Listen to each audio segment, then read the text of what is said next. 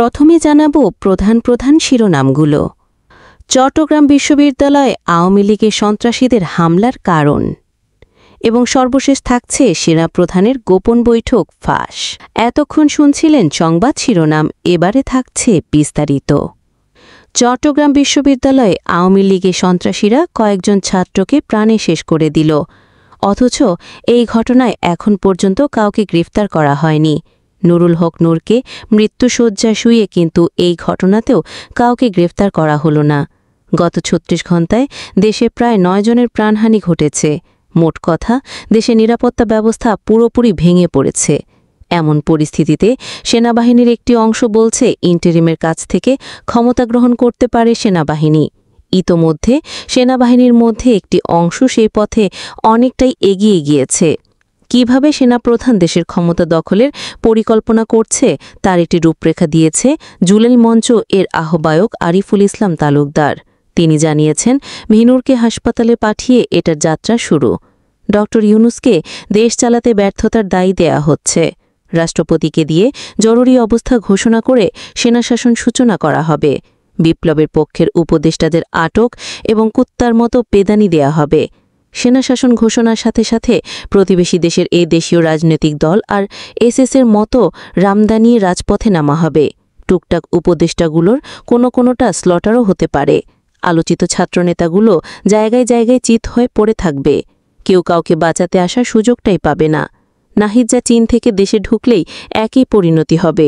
নিষেধাজ্ঞা তুলে নেওয়া হবে আওয়ামী লীগের ওপর থেকে। বাকি পিকচার সময়কালেই দেখবেন। কেন এমন পরিকল্পনার উপলব্ধি? ৫ আগস্ট ২০২৪ পুরো দেশ বিপ্লবকে কেন্দ্র করেছিল ঐক্যবদ্ধ। সেই ঐক্য ভাঙার জন্য তাদের দরকার ছিল ১ থেকে ১.৫ বছর সময়। এটা ভাঙতে তারা কয়েকটা আলোচিত কাজের পরিকল্পনা করেছিল, ইতোমধ্যে সফল করেছে। ১. বিপ্লবকে গণমানুষের কাছে বিতর্কিত করেছে। ২. সমন্বয়ক শব্দকে গালি বানানো হয়েছে, চাঁদাবাজ দুর্নীতিবাজের প্রতিশব্দ বানানো হয়েছে। ৩.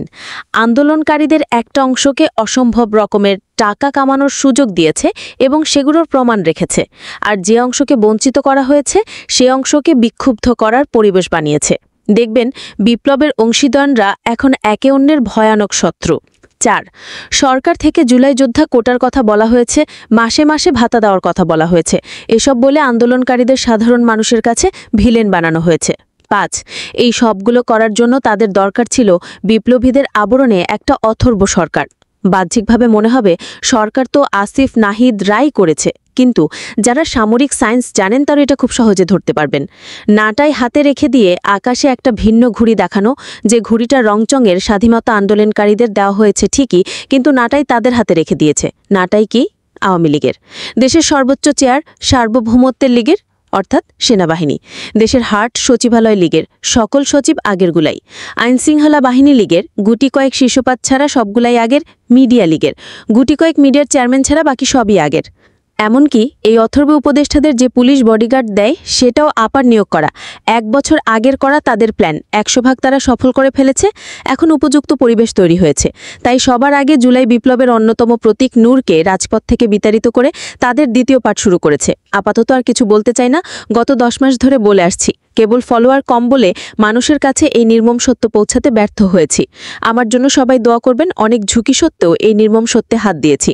মোট কথা, জুলাই মঞ্চ এর আহ্বায়ক আরিফুল ইসলাম তালুকদার একটা পরিষ্কার রূপরেখা দাঁড় করিয়েছেন কিভাবে দেশ সেনাবাহিনীর হাতে চলে যাবে। যদিও অনেক বিশেষজ্ঞরা বলছেন দেশে সেনা শাসন আসা সম্ভব নয়, তারা যুক্তি দেখাচ্ছে ওয়াকারের সেই ইমেজও নেই। ওয়াকার সেনা শাসনের চেষ্টা করলেও জুনিয়র অফিসাররা পিছন ফুটো করে দিবে।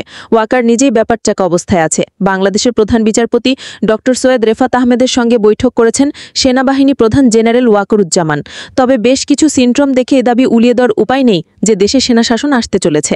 রোববার বিচারপতির গুলশানের বাসভবনে এ সাক্ষাৎ অনুষ্ঠিত হয়, তবে কোন বিষয়ে এই আলোচনা হয়েছে তাৎক্ষণিকভাবে জানা যায়নি। অন্যদিকে প্রায় একই সময় কয়েক কিলোমিটার দূরে রাষ্ট্রীয় অতিথি ভবন যমুনায় অন্তর্বর্তী সরকারের প্রধান উপদেষ্টা ড মোহাম্মদ ইউনূসের সঙ্গে সাক্ষাৎ করেছেন সশস্ত্র বাহিনী বিভাগের principal staff officer lieutenant general SM. Kamrul Hasan. তবে কী কারণে এ সাক্ষাৎ বা বৈঠকে কোন কোন বিষয়ে আলোচনা হয়েছে সে সম্পর্কে তাৎক্ষণিকভাবে কিছু জানা যায়নি। উল্লেখ্য, সশস্ত্র বাহিনী বিভাগ সরাসরি প্রধান উপদেষ্টার কার্যালয়ের অধীনে পরিচালিত হয়। এই বিভাগের প্রিন্সিপাল স্টাফ অফিসার 3টি বাহিনীর কর্মকাণ্ড সমন্বয় সহ বিভিন্ন গুরুত্বপূর্ণ দায়িত্বে থাকেন। সুপ্রিয় দর্শক, শেষ পর্যন্ত আপনার কি চাওয়া? আপনি কি চান দেশে সেনা শাসন আসুক? কমেন্ট বক্সে জানিয়ে দিন আপনার মতামত। ভিডিও ভালো লাগলে লাইক দিন এবং শেয়ার করুন। আর অবশ্যই চ্যানেলটি সাবস্ক্রাইব করুন। ধন্যবাদ।